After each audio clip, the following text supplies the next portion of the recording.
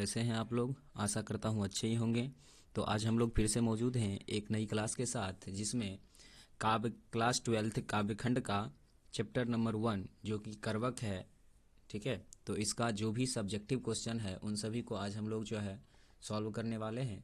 इससे पहले हमने आपको इसका संपूर्ण पाठ और इस पाठ में जो भी पहले हमने आपको पढ़ाया कवि परिचय, और कवि परिचय के बाद जो है हमने आपको संपूर्ण पाठ के बारे में बताया है, मतलब संपूर्ण अर्थ बताया है। और संपूर्ण अर्थ के बाद जो है अब ऑब्जेक्टिव को भी हमने सॉल्व किया, और ऑब्जेक्टिव के बाद अब है किसकी बारी, तो भाई साहब अब है सब्जेक्टिव की बारी। तो हम लोग देखते हैं कि इस चैप्टर में हमें मुख्य रूप से कितने सब्जेक्टिव पढ़ने हैं और किसको याद रखना है, ताकि हमारा क्वेश्चन एग्जाम में ना छूटे। ठीक है, तो आइए बिना किसी देरी के शुरू करते हैं। आपका चैप्टर नंबर 1 है, जिसका नाम क्या है, करवक। और करवक का बुक का पहला क्वेश्चन देखिए क्या है। तो कवि ने अपनी आंख की तुलना दर्पण से क्यों की है, ये प्रश्न है। क्या है, प्रश्न है। तो देखिए इसका आंसर हम लोग कैसे लिखेंगे। तो हम लोग लिखने वाले हैं कि कवि ने अपनी एक आंख की तुलना दर्पण से इसलिए की है क्योंकि दर्पण में वास्तविक प्रतिबिंब बनता है, अर्थात जो इंसान जैसा होता है उसका प्रतिबिंब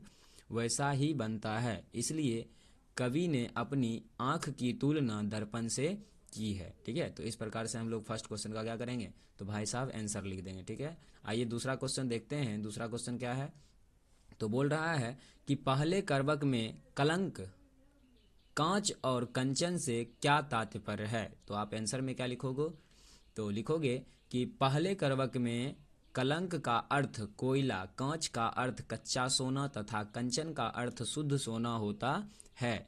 जिस प्रकार कच्चा सोना कोयले के ताप पर शुद्ध रूप में ग्रहण करता है, ठीक उसी प्रकार मनुष्य भी संघर्ष की आग में तपकर महान बनता है, अर्थात जो संघर्ष से भागेगा वह कभी भी महान नहीं बन पाएगा। ठीक है, आपको भी ध्यान देना है। अगर आप मेहनत नहीं करोगे और सोचोगे बिना मेहनत का ही क्या करें, अच्छा नंबर ले आए, तो कभी भी ऐसा नहीं हो सकता है। ठीक है, तो आइए नेक्स्ट क्वेश्चन देखते हैं। क्वेश्चन नंबर 3 क्वेश्चन है कि पहले करवक में व्यंजिक जायसी ने आत्मविश्वासी का परिचय अपने शब्दों में दे, मतलब इन्हों अपना आत्मविश्वास के बारे में हमें अपना परिचय इन अपने शब्द में देना है। ठीक है, तो हम लोग देखो यहाँ जो लिखा हुआ है ना, इसे हमने अपने शब्द में बताया है, और आप जब एग्जाम में लिखिएगा तो उसे अपने शब्द में बताइएगा। ठीक है, बाकी ये भी याद करके जाओगे तो गलत नहीं होगा। ठीक है, इसमें भी नंबर मिलेगा। बाकी अपने शब्द में तो थोड़ा सा अपना भी माथा लगाना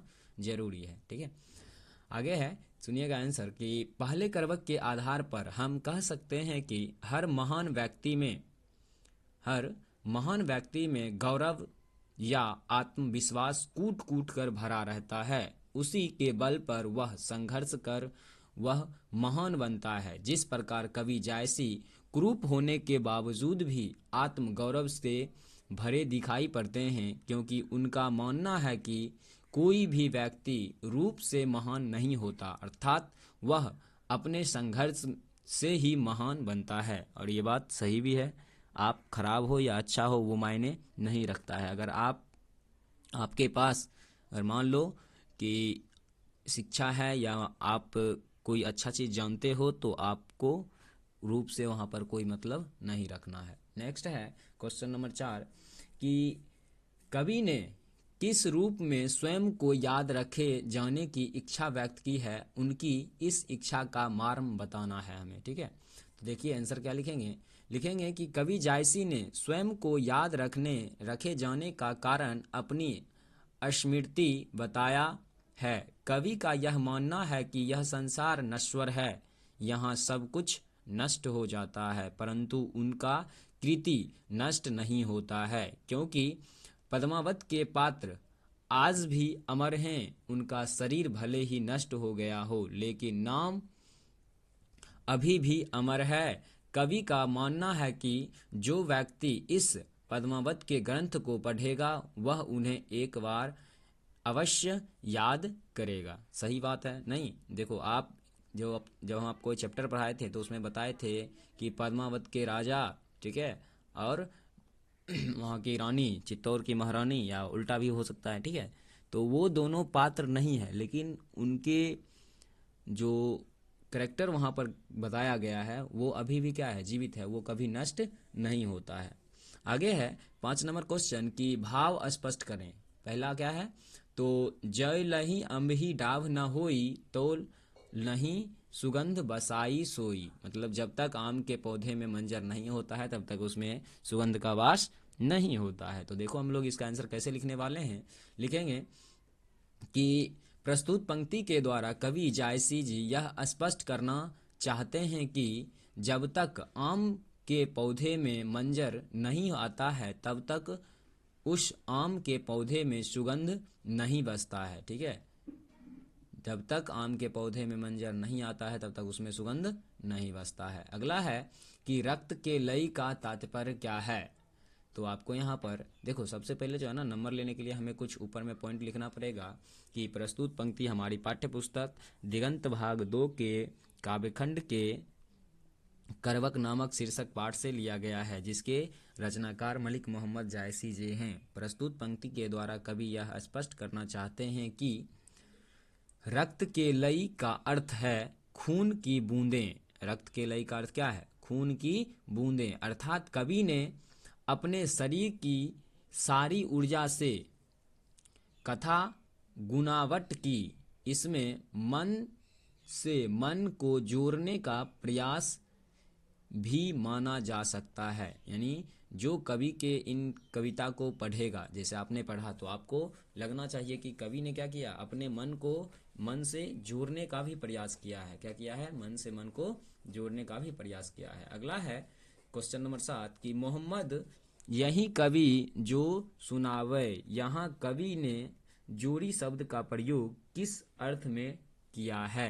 तो आपको यहाँ पर आंसर क्या लिखना है, लिखोगे कि यहाँ कवि जायसी ने घटना, पात्र, भाव इत्यादि के संग्रहण के संदर्भ में जोड़ी शब्द का प्रयोग किया है, जिससे कवि जायसी जी अपने प्राचीन आख्यानों से अपेक्षित अंश को लेकर इसे एक अपनी नई प्रतिभा को दिखाया है। इसलिए कवि ने जोड़ी शब्द का प्रयोग किया है। ठीक है, इसलिए कवि ने क्या किया है, तो भाई साहब जोड़ी शब्द का प्रयोग किया है। नेक्स्ट है कि दूसरे करवक का भाव संदर्भ स्पष्ट करें। तो आपको इसका आंसर लिखना है कि दूसरे करवक का भाव यह है कि कवि जायसी कहते हैं कि मैं इस करवक के पंक्ति को जोर जोर कर सुना रहा हूँ। जो व्यक्ति इस पंक्ति को पढ़ेगा वह इस प्रेम की पीड़ा को समझेगा, क्योंकि मैं इस पंक्ति को अपने रक्त में मिलाकर लिख रहा हूँ, जिससे मेरे आंख भी भर आए और मेरा मन ही जानता है कि मैं इस पंक्ति को क्यों लिख रहा हूँ, क्योंकि यह पंक्ति मेरे या मेरा जगत में पहचान रहेगा। यह पंक्ति इनका क्या रहेगा, तो भाई साहब जगत में पहचान रहेगा। क्या रहेगा, तो जगत में पहचान रहेगा। आगे देखिए, व्याख्या करने वाला है क्वेश्चन नंबर 9, और इसमें आपको देखो किस प्रकार से लिखेंगे, ताकि जब भी इस तरह का क्वेश्चन पूछा जाता है ना, तो याद रखिएगा 5 नंबर में पूछा जाएगा। कितना नंबर में, तो भाई साहब 5 नंबर में पूछा जाएगा। तो इसका आंसर भी हम लोग थोड़ा अच्छा ढंग से देंगे। तो देखिए कैसे लिखेंगे, लिखेंगे कि प्रस्तुत पंक्ति हमारी पाठ्य पुस्तक दिगंत भाग 2 के काव्यखंड के करवक नामक शीर्षक पाठ से लिया गया है, जिसके रचनाकार कवि मलिक मोहम्मद जायसी जी हैं। आगे लिखेंगे कि प्रस्तुत पंक्ति के द्वारा कवि यह स्पष्ट करना चाहते हैं कि धन्य है वह पुरुष जिसका इस जगत में यश यानी नाम जिंदा है, क्योंकि फूल तो मुरझाकर नष्ट हो जाता है, परंतु उसमें पाए जाने वाले सुगंध कभी भी खत्म नहीं होते हैं। ठीक है, तो भाई साहब आप इतना बड़ा लिखोगे और इस प्रकार से लिखोगे तब जाके कहीं 5 नंबर आपको मिल सकता है। ठीक है, तो इस प्रकार से इस चैप्टर में जितना भी क्वेश्चन था उन सभी को हमने सॉल्व करने का प्रयास किया है।